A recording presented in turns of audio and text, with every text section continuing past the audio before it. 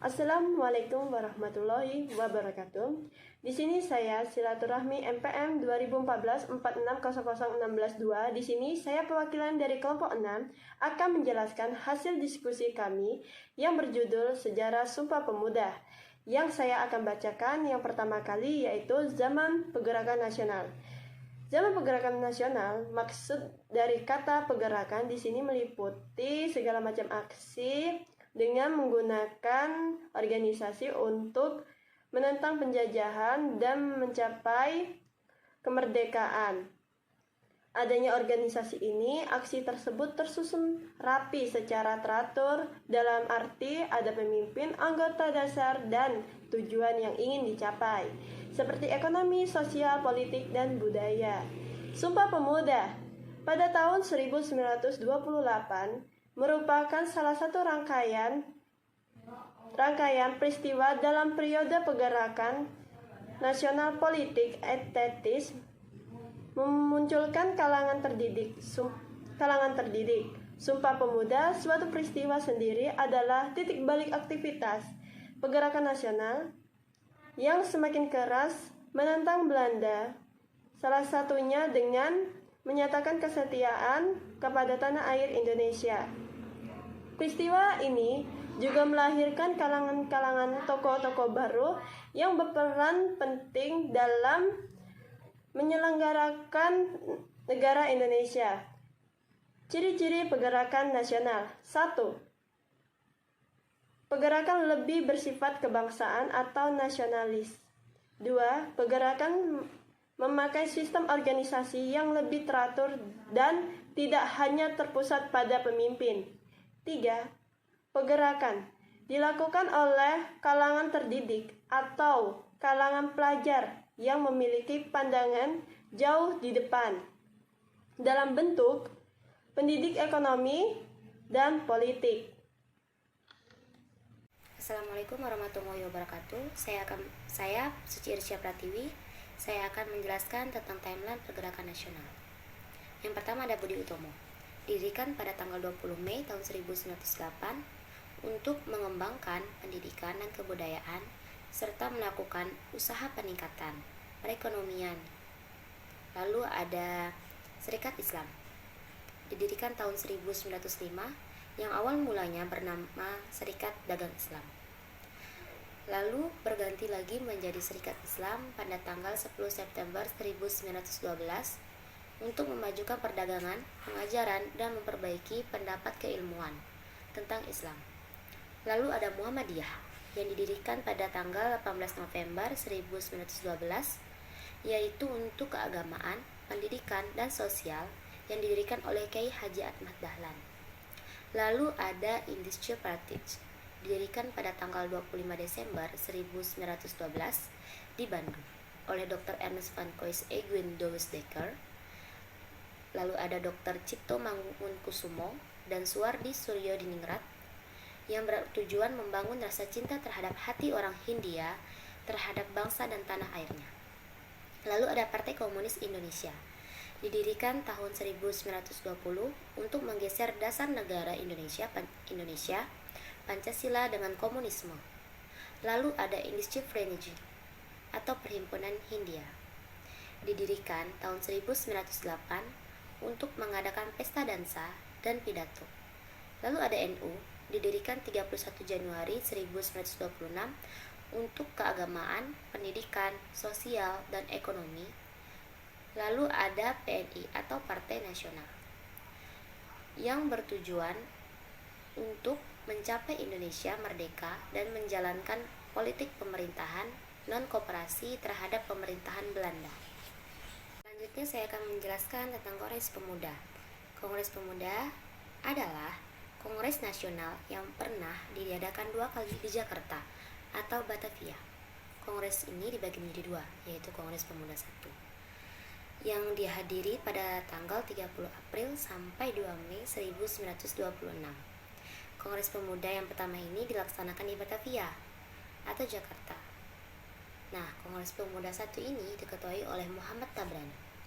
Hasil Kongres Pemuda 1 yaitu berhasil merumuskan dasar-dasar pemikiran bersama, yakni cita-cita Indonesia merdeka menjadi cita-cita semua pemuda Indonesia.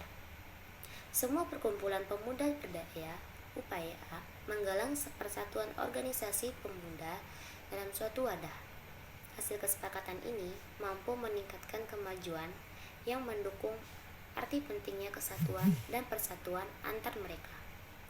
Ini merupakan prestasi besar pada saat itu.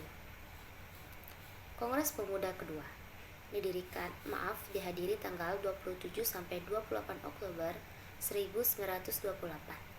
Kongres Pemuda II dipimpin oleh Sugondo Joyo Puspito dan wakilnya Joko Marsaid.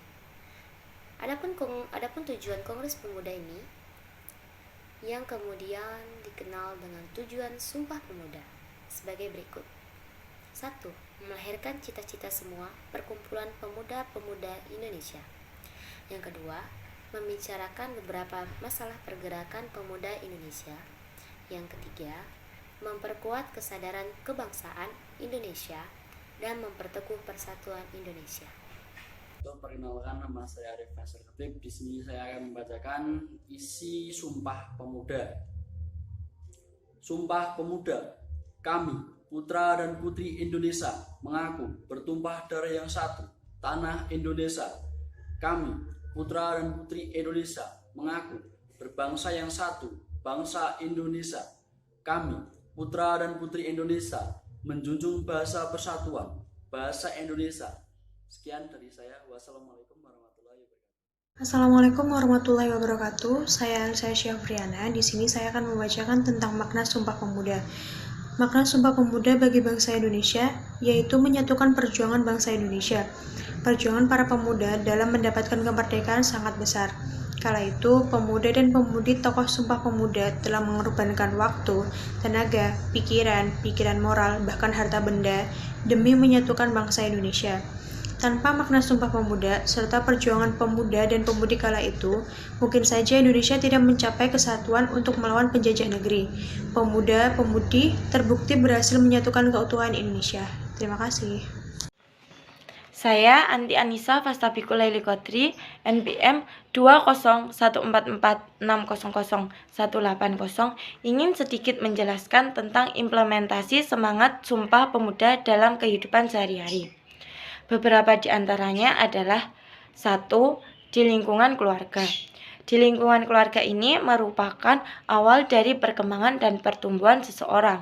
Oleh sebab itu, di lingkungan keluarga memiliki peran yang sangat dominan dalam penerapan nilai-nilai sejarah seperti nilai-nilai Sumpah Pemuda. Beberapa contohnya yaitu A. Selalu menjaga sikap saling menghormati dan saling mendukung antar anggota keluarga. B. Menerapkan sikap saling tolong-menolong sesama anggota keluarga. C. Saling menghargai pendapat yang dimiliki masing-masing anggota keluarga. D. Saling mencintai dan menyayangi sesama anggota keluarga. 2. Di lingkungan sekolah, di mana di lingkungan sekolah ini merupakan rumah kedua bagi seseorang dalam masa perkembangan dan pertumbuhannya. Selain itu, di lingkungan sekolah pula seseorang menemui banyak orang dengan latar belakang yang berbeda-beda. Contohnya adalah A. Tidak membeda-bedakan teman. B. Mengikuti upacara bendera yang diadakan secara rutin dan tertib. C. Mematuhi peraturan sekolah. 3. Lingkungan masyarakat. Tidak jauh berbeda dari contoh Sumpah Pemuda dalam kehidupan sehari-hari di lingkungan keluarga maupun di sekolah. Contohnya adalah A. Bekerja bakti secara bersama-sama dalam menjaga lingkungan masyarakat yang bersih, aman, dan nyaman. B. Menjalin kerjasama sama anggota masyarakat untuk mencapai tujuan yang sama. C.